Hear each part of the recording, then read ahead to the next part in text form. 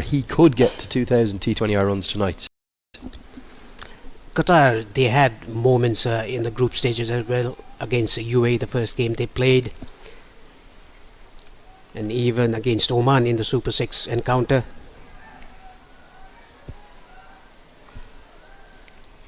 Asif Sheikh was in a good touch between these two sides when they met last year.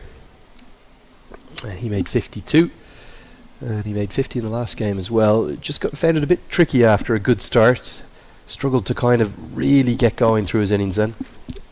It all started, they had a very good opening stand, Asif Sheikh and Kushal Bhurtel. When Kushal Bhurtel got out, then it went a bit slow for Nepal. That is why they only managed to get 140.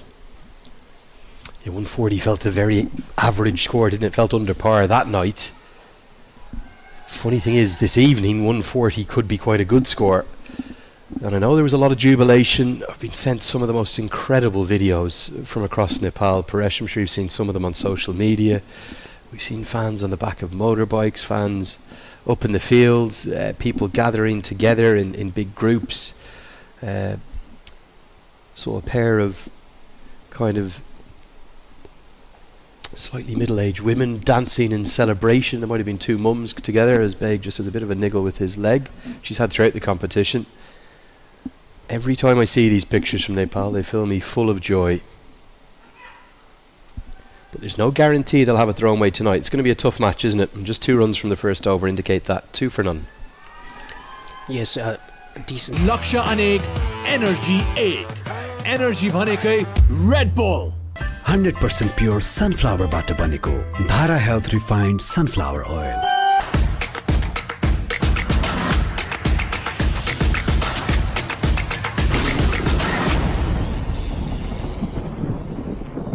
गजबको पिरो अब 120 ग्राम 20% extra तौलसँगै रु 50 मा गजबको पिरो बबाल पिरो छ.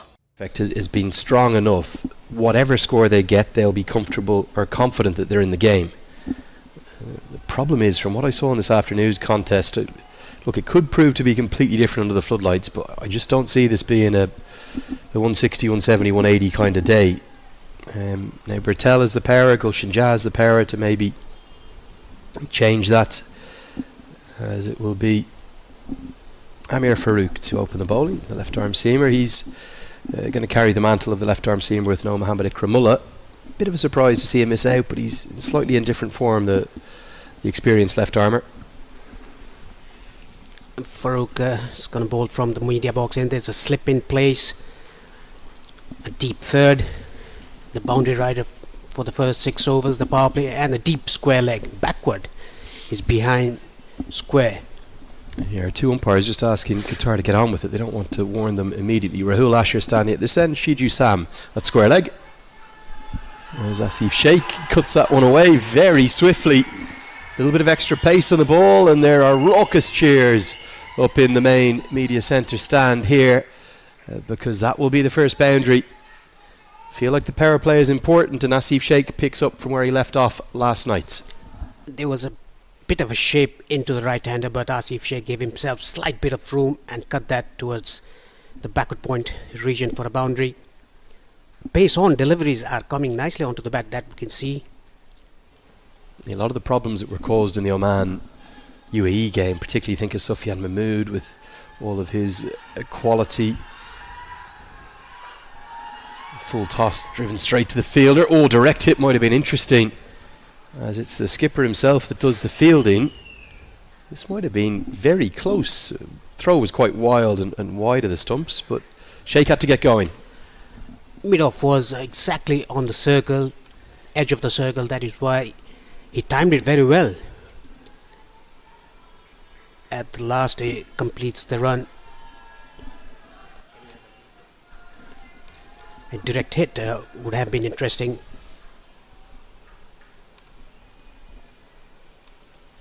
I back the approach though from Nepal in terms of, I think they should be pushing every run they can in the field. Chipped in the air, that was at a very catchable height, but it finds the gap nicely. Bhurtel has looked full of confidence throughout this series. Wasn't really full enough to drive, driven on the up, not necessarily a bad delivery, but pounces on the width, takes a little bit of risk by hitting it in the air and gets 4. This time around, the ball not swinging into the right-hander, just angling away from the right-hander, hit it on the up into the gap. Lucky that the ball didn't go straight to the fielder. A jam-packed offside field. An immediate sign there's no movement back into the right-hander as Farouk will change his angle. A good change of angle, but great running. I think that should be the template tonight for Nepal. They're a more athletic, a fitter, a stronger, and remember, a fully professional side, whereas Qatar are not. A lot of these cricketers from Qatar will work full-time day jobs and be chasing their dreams on the side.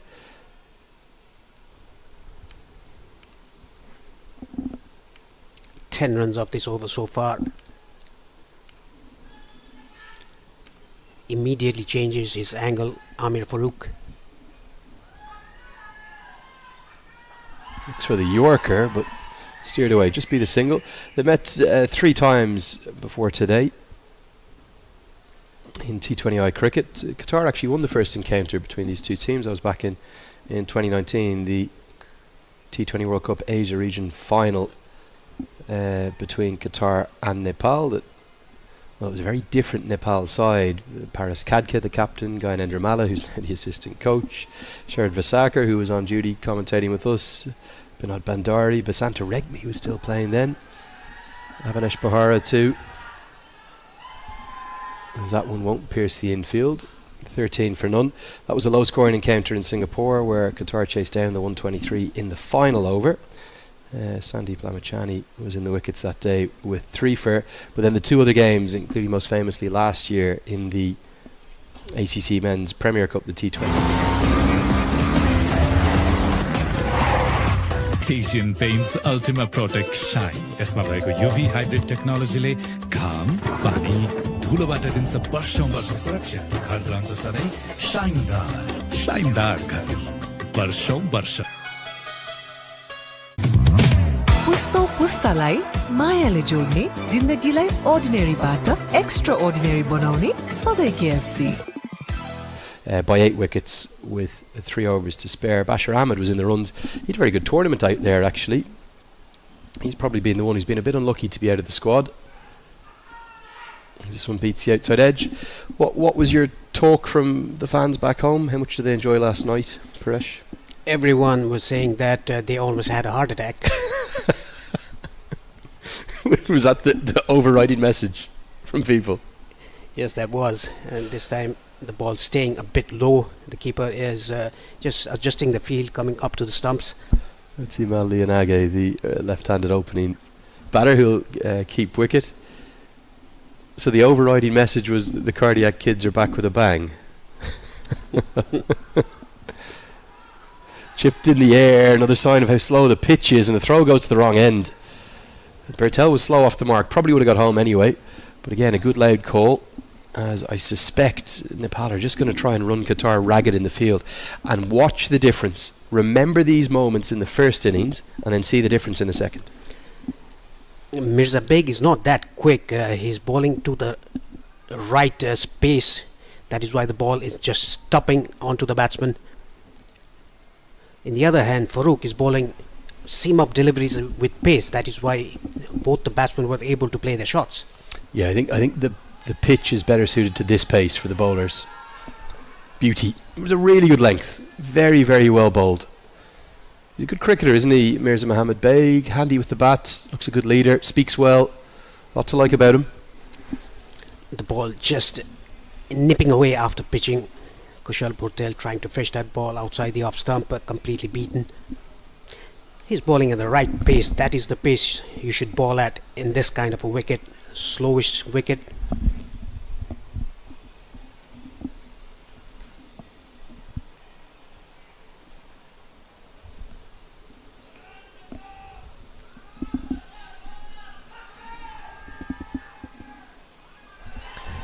Yeah, this is going to be the first chance and the first wicket. Bertel looked to ramp. I think it's a very difficult pitch to do a shot like that, or to affect a shot like that upon. And Mirza Mohammed Bey gets great reward. Qatar are in the wickets early, and it comes as no surprise that it's going to go to the captain. Bertel's got to go. Getting the leading edge, keeper coming under it, simple catch to the